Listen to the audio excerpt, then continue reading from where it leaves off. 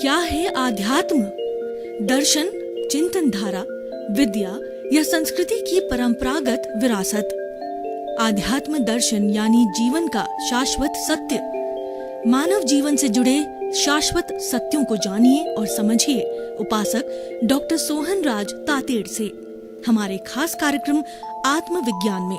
आत्मविज्ञान यानी सही दृष्टि, सही सोच।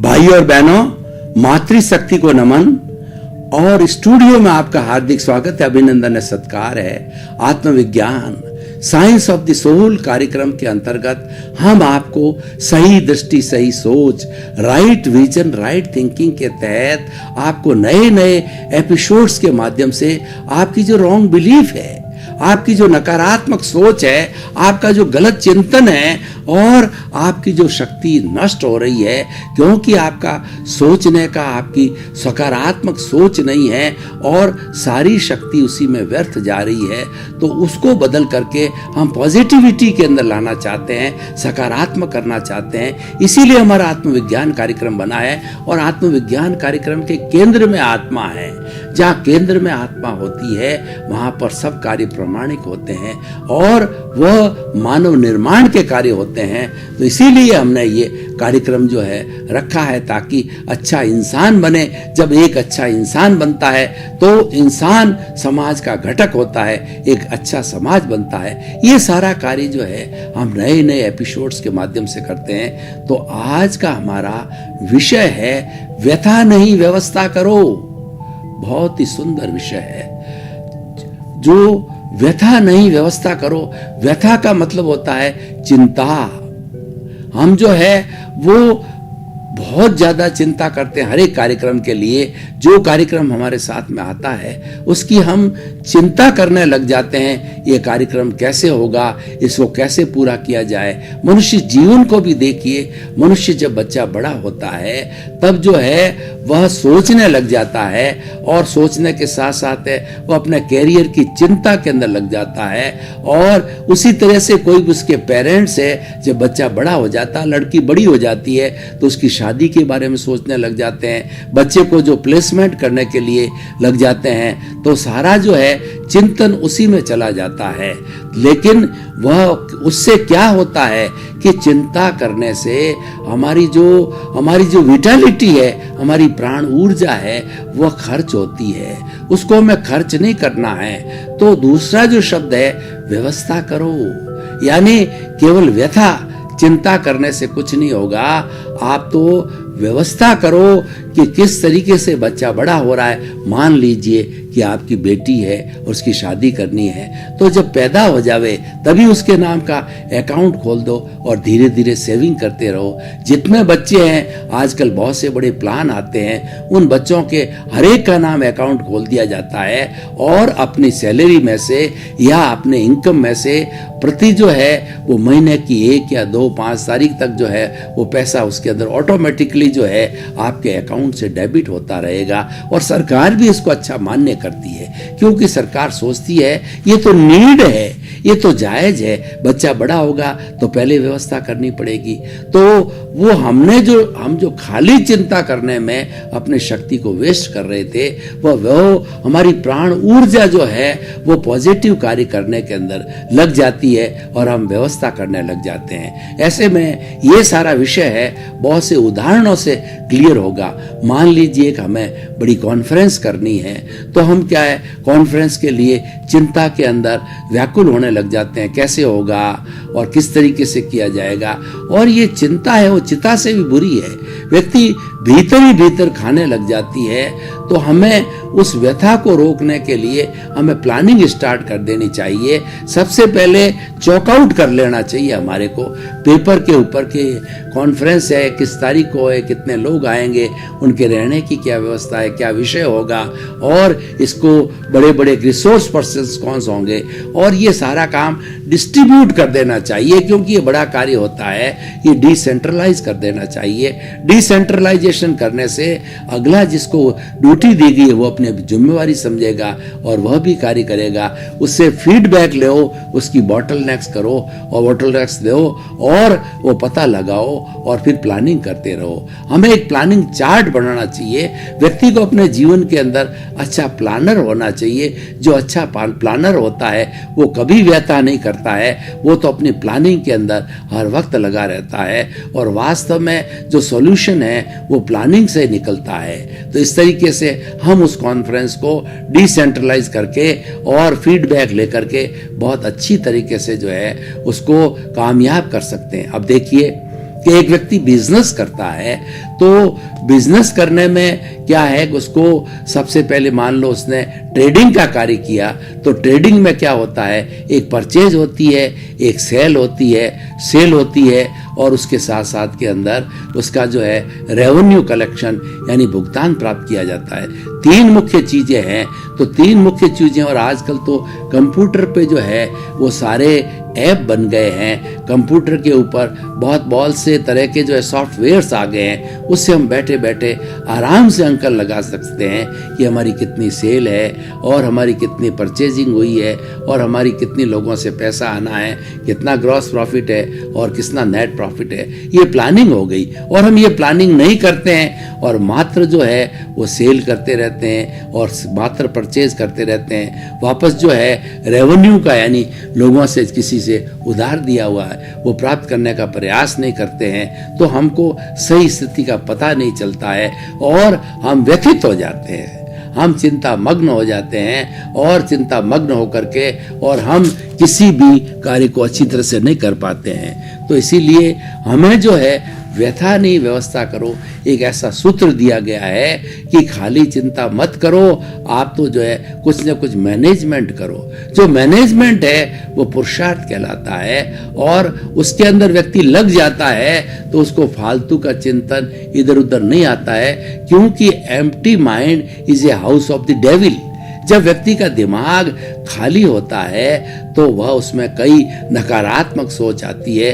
तो इसीलिए हमारे दिमाग को जो खाली मत रखो, हमारे दिमाग के अंदर अच्छे अच्छे सूत्र है, पॉजिटिविटी है, पॉजिटिव थिंकिंग है, उससे भरा हुआ रखो, शुभ भावों से भरा हुआ रखो, तो अशुभ भावों को आने को एंट्री नहीं मिलेगी। और ये जीवन भर चलना चाहिए। जीवन भर हमें अच्छी प्लानिंग करनी चाहिए और हमें व्यथित नहीं होना चाहिए। मैं एक आपको उदाहरण देना चाहता हूं कि हम एक दिन के अंदर 24 घंटे होते हैं और ईश्वर ने 24 घंटे सबको दिया है। उसमें से मान लीजिए कि व्यक्ति 8 घंटे सोता है और 4 घंटे उसके शरीर के रख रखाव के लिए, 12 घंटे जाने के बाद में पीछे 12 घंटे बचते हैं। तो उस 12 घंटे के अंदर क्या उपयोग करना और आज मुझे किस तरीके से कार्य करना है, वो सारा assignment of the properties, assignment of the priorities. आप डायरी रखिए, उस डायरी के अंदर आप प्रायोरिटी वाइज लिख दीजिए, ये मोस्ट इंपॉर्टेंट काम है, दूसरा मोस्ट ये, तीसरा मोस्ट ये। इस तरीके से प्रतिदिन जो मोस्ट इंपॉर्टेंट कार्य किए जाने वाले होते हैं उसको आप लिखेंगे तो लिखने से जो है उसके अनुरूप जो है आपको टाइम मैनेजमेंट करना है। व्यथा नहीं व्यवस्था करो, ये टाइम मैनेजमेंट से जुड़ा हुआ है, क्योंकि ईश्वर ने 24 में से 25 घंटे किसी को नहीं दिए और वर्किंग जो है आदमी 12 घंटे से थकान भी आ जाती है, 12 घंटे से ज्यादा कर भी नहीं सकता है। इसीलिए अपनी प्रायोरिटी को असाइन करो और व्यक्ति को अपनी क्षमता से अधिक जो है कार्य भी नहीं करना चाहिए, उसमें वो फेल हो जाता है। और वर्क को डिस्ट्रीब्यूट करके रखो, डिसेंट्रलाइज करके रखो और उसका फीडबैक लेते रहो, उसकी प्रोग्रेस लेते रहो, उसका ब्लूप्रिंट निकालते रहो, उसका रोड मैप निकालते रहो, तो लोग आपको टाइम टू टाइम जो है ऑटोमेटिकली बताते रहेंगे। और आजकल तो सब कंप्यूटर का जमाना है, अगर हम एक सॉफ्टवेयर बना देते हैं अपने काम का तो कोई चिंता हमारे को नहीं रहती है। हमें मात्र उसको देखना है, विजुअलाइज करना है और वही पुरुषार्थ है कि हमारा ये संस्थान किधर जा रहा है। तो ये व्यथा नहीं व्यवस्था करो, मनुष्य पे लागू होता है, संस्था पे लागू होता है, देश पे लागू होता है और विश्व पे भी लागू होता है। विश्व की आप देखिए कि यूनाइटेड जो है नेशन ऑर्गेनाइजेशन में जो विश्व के 210 कंट्री है उसमें से प्राय सभी सदस्य है, वो भी अपनी प्लानिंग करे कि विश्व में शांति रहे, अमन रहे। आज देखिए कि पूरे विश्व के सभी देश अपना जो बजट होता है उसका अधिकतम 75-80% तक जो है वह सुरक्षा पर लगाते हैं। इंटरनल सुरक्षा जिसमें पुलिस है और पुलिस है, आर्मी है और आपका जो है वो BSF बॉर्डर सिक्योरिटी फोर्स है वो लगाते हैं। और एक्सटर्नल के ऊपर बड़ा बड़ा वायुसेना, जल सेना और थल सेना उनके अध्यक्ष बनाए जाते हैं। और उसके साथ साथ परमाणु बम बनाने के अंदर, मिसाइल्स खरीदने के अंदर पैसा खर्च करते हैं। ये क्यों करते हैं? क्योंकि हर देश को जो है ये भय बना रहता है कि ना मालूम दूसरा देश जो है मेरे पर हमला बोल दे और मैं उसका जवाब नहीं दे पाऊं, तो ऐसी उसकी अशांति बनी रहती है। और हर देश जब इतना बड़ा अमाउंट उसमें खर्च करता है तो यूएनओ का इतना पावरफुल होना चाहिए। यूएनओ के अंदर जो भी अध्यक्ष जो है, मंत्री या जो कोई भी होते हैं वो इतने पावरफुल होने चाहिए कि उनको निःशस्त्रीकरण लागू करना चाहिए और उन्हें ये घोषणा करनी चाहिए कि जो जखीरा आप लोगों ने इकट्ठा किया है वो निःशस्त्रीकरण के माध्यम से उस जखीरे को आगे इकट्ठा मत करो। क्यों? ये जखीरा कभी फूट गया तो 7 अरब की जनसंख्या को 7 मिनट के अंदर लील जाएगा। तो क्या उपयोग उस जखीरे को करने का? खाली ये मन का वहम है। क्योंकि आज के इस युग के अंदर हम देखें तो हमारा जो है इस विज्ञान ने जो ग्लोबलाइजेशन, प्राइवेटाइजेशन, लिबरलाइजेशन के तहत जो है जो ग्लोबलाइजेशन किया है उसको वसुधैव कुटुंबकम बना दिया है। यानी मनुष्य को, देश को, लोगों को इतना करीब ले आए हैं जैसे हम घर में फैमिली मेंबर होते हैं, गांव के अंदर हम अलग अलग तरह के लोग होते हैं, उसी तरह से पूरा विश्व जो है एक गांव बन गया है। तो हर एक व्यक्ति सम्मान चाहता है, हर एक व्यक्ति जीना चाहता है, हर एक व्यक्ति, कोई भी व्यक्ति दुख नहीं चाहता है। जिस भी प्राणी ने, छोटे से छोटे एकेंद्रिय के प्राणी ने, वायरस ने भी जन्म लिया है तो मरना नहीं चाहता है और दुख भी नहीं चाहता है, वो सुख चाहता है। तो हम किसी को दुख क्यों दें? इसीलिए हमारी ये सब धार्मिक परंपराएं बनी हैं कि प्राणी मात्र को अपने अपने अपने समान समझो, अपने आत्म तुलावत समझो। जैसा मैं हूं अगला प्राणी है, तो इसीलिए मैं वह व्यवहार न करूं जो कि मुझे बुरा लगता हो, तो दूसरे के साथ में व्यवहार न करूं। वो मानव धर्म है। मानव धर्म क्या कहता है? One world, one sky, one sun, one moon and one earth, one God and one religion. What is that religion? मानव धर्म, ह्यूमैनिटी। जहां पर ह्यूमैनिटी होगी सभी एक दूसरे का जो है हम सम्मान करेंगे और हर एग्जिस्टेंस को स्वीकार करेंगे।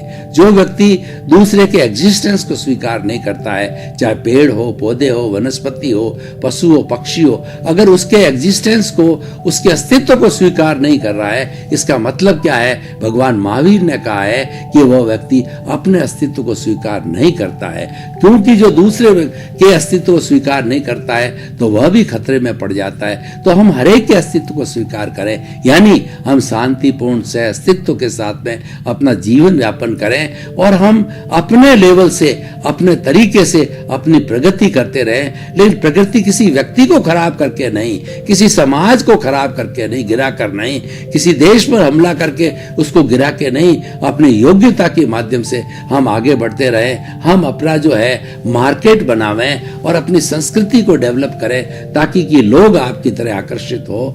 और हमें सबसे इन सब बातों व्यथा नहीं, व्यवस्था करो। इसको करने के लिए एक सबसे बड़ा सूत्र जो है हमें व्यक्ति स्तर के ऊपर भी लाना पड़ेगा कि ईगो है, ये ईगो है, ये व्यक्ति को खराब करता है, परिवार को खराब करता है, समाज को खराब करता है, देश को खराब करता है और विश्व को खराब करता है। आप प्रथम और दूसरे विश्व युद्ध को देखिए कि युद्ध ये कहाँ होता है? जो पावरफुल व्यक्ति होता है, जिसके पास पावर होती है, उसके दिमाग के अंदर सबसे पहला युद्ध खड़ा होता है, हिंसा खड़ी होती है और वो एग्जीक्यूट हो जाती है क्योंकि वो पावरफुल व्यक्ति है।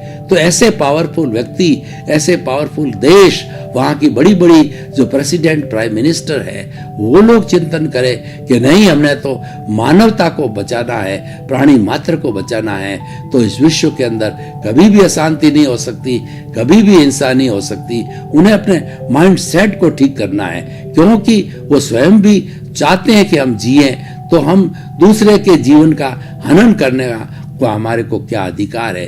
ये ईगो, जब ये ईगो जितना शांत होगा, इसको शांत करने के लिए हमने व्यक्ति स्तर के ऊपर कुछ प्रयोग करने पड़ेंगे।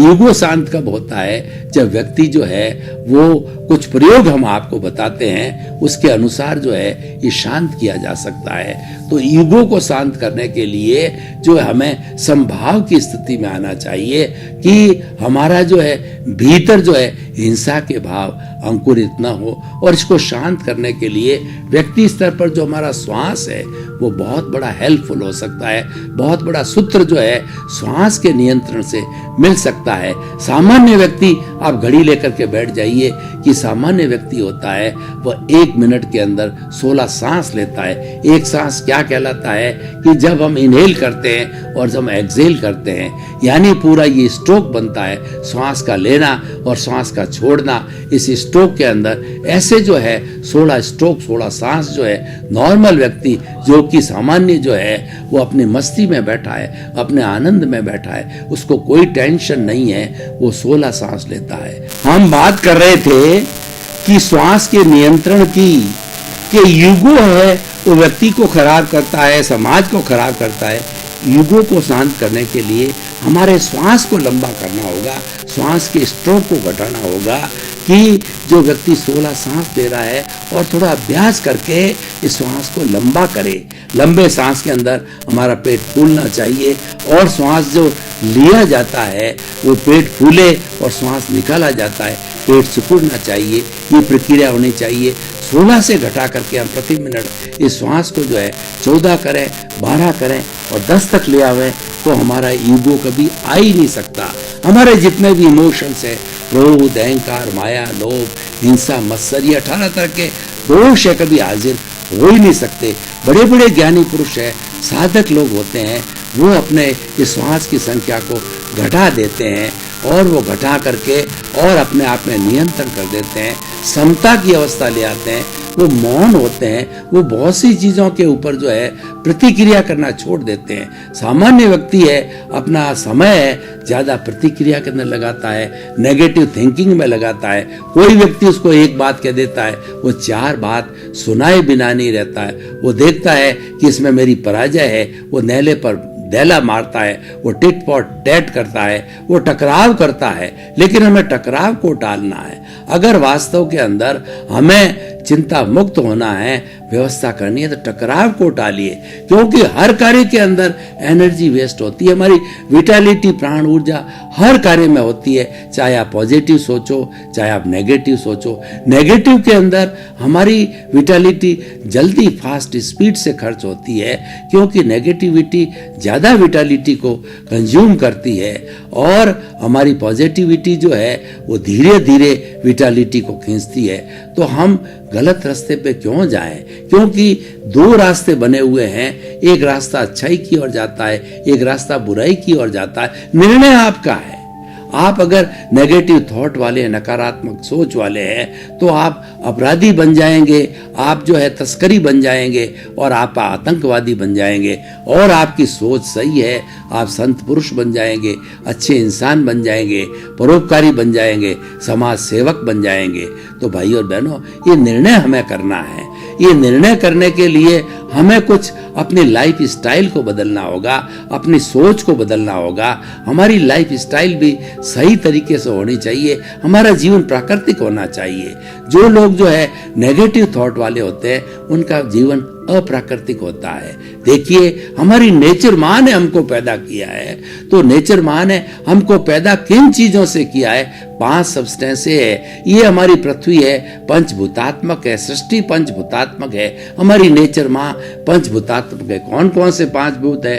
पृथ्वी है, जल है, अग्नि है, वायु है और आकाश है। ये बेसिक 5 एलिमेंट्स के द्वारा ही व्यक्ति जन्म लेता है। मनुष्य की बात करें तो माँ का अंडज और पिता का शुक्राणु, जब ये दोनों मिलते हैं, ये दोनों सोल्स हैं, ये जीवित आत्मा हैं, ये जब इंटरकोर्स के माध्यम से मिलते हैं तो ये दोनों जीव मर करके एक तीसरे जीव की उत्पत्ति करते हैं, जिसको हम एम्ब्रियो कहते हैं। वो एम्ब्रियो बनता है, वो तीसरी आत्मा होती है और वो अपने साथ में कर्मों को लेकर आती है और बड़ा होकर 9 महीने का जो है वो बच्चा होता है। तो इसका पालन पोषण एम्ब्रियो के समय से ही पृथ्वी जल अग्नि वायु आकाश से होता है। बड़ा होता है तो भी 5 भूतों से पोषित होता है, जीवन भर 5 भूतों से पोषित होता है। जो भी खाता है उसमें ये 5 भूत कहीं न कहीं किसी न किसी रूप में उसके पास शरीर में आ ही जाते हैं। शरीर ये पंचभूतात्मक है और उस तरीके जब व्यक्ति चला जाता है, जब उसका राम नाम सत्य होता है,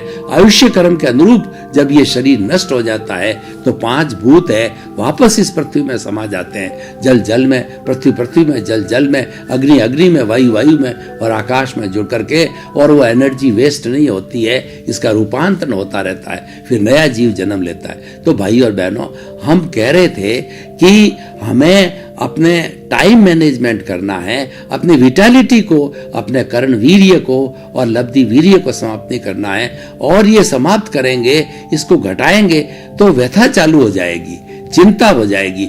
और वास्तव में जो व्यथा नहीं, व्यवस्था करो। हम जब व्यवस्था पक्ष में लग जाते हैं तो वही एनर्जी जो है हमारी व्यवस्था के अंदर चली जाती है कि प्लानिंग कीजिए। प्लानिंग में हम परिश्रम करते हैं, हम चार्ट बनाते हैं, दूसरे लोगों से बात करते हैं और प्रतिदिन जो है कुछ न कुछ में तरक्की करने लग जाते हैं। हम अपने मानव जीवन को देखें तो हमारे मानव जीवन के 2 भाग हैं, एक तो बाहर का जगत है और एक भीतर का जगत है। हमें उसमें संतुलन करना चाहिए, ये व्यवस्था पक्ष है। हम संतुलित कर देते हैं तो हमारा जीवन बहुत ही सुंदर और आनंदमय होता है। बाहर का जो जीवन होता है वो हमारा कर्ण वीर्य से चलता है, हमारा विटालिटी से बनता है। तो हमने ऑलरेडी बात कर ली कि हमें उसको खर्च नहीं करना चाहिए। और भीतर का जो हमारा जीवन चलता है वह लब्धि वीर्य से चलता है, वह अपने आप की पहचान करने के लिए चलता है कि हमारे भीतर जो प्रभु विराजमान है उसको जानो, उसको देखो, उससे बात करो, उसको रिझाओ, उसका आशीर्वाद लो, क्योंकि वही सब कुछ है। वो है तो हम हैं, वो नहीं है तो हम नहीं हैं। और हमारे जीवन का लक्ष्य भी यही है, उसको इस कारावास से मुक्त करना। और ये कारावास जो मिली है, ये स्थूल शरीर के रूप में मिली है। वो स्थूल शरीर है, सूक्ष्म शरीर, कॉजल बॉडी, और हमारा जो है वो कॉजल बॉडी, कर्म शरीर और लिंग शरीर के माध्यम से मिली है। हमें वेद विज्ञान करना है, दोनों अलग है। वो तो जड़ है और हमारा जो सेल्फ रियलाइजेशन का वाला आत्मा है वो चेतन है, और दोनों अलग अलग हैं। इसीलिए अलग अलग मानना, ये भेद विज्ञान करना है। और ये भेद विज्ञान ही वास्तव में सम्यक दर्शन कहलाता है। और यही सही रास्ता है, ये सनातन सत्य है, ये कुदरत का कानून है, ये अल्टीमेट ट्रुथ है। और इस सनातन सत्य को प्राप्त करके आप जो है ये सनातन सत्य को प्राप्त करके शाश्वत सुख को प्राप्त कर सकते हैं, अपनी आत्मा को प्राप्त कर सकते हैं। ये सारा कार्य जो भीतर का है ये दृष्टि विज्ञान है। दृष्टि को बदलने से हमारी सृष्टि बदलती है। हमारा चिंतन जो है और जो अधोमुखी जा रहा है उसको ऊर्ध्वमुखी बना रहा है। हमारा जो चिंतन है नेगेटिव जा रहा है उसको पॉजिटिव बनाना है। पॉजिटिव बनाने हम व्यवस्था पक्ष में लग जाते हैं, और नेगेटिव रहते हैं तो हम खाली व्यथा करते हैं, चिंता करते हैं, काम कुछ नहीं करते हैं, फालतू जो है निठल्ले बैठे रहते हैं और सोचते रहते हैं कैसे होगा, कैसे होगा, कैसे होगा। मात्र सोचने से कुछ नहीं होगा। हमारी भारतीय संस्कृति के अंदर 3 बातें बताई गई है। पहला चिंतन, दूसरा मनन और तीसरा निध्यासन। जो भी काम आपको करना है, मान लीजिए आपको अच्छा इंजीनियर बनना है, आपको अच्छा डॉक्टर बनना है, आपको अच्छा चार्टेड अकाउंटेंट बनना है, तो बढ़ने के लिए पहले चिंतन कीजिए।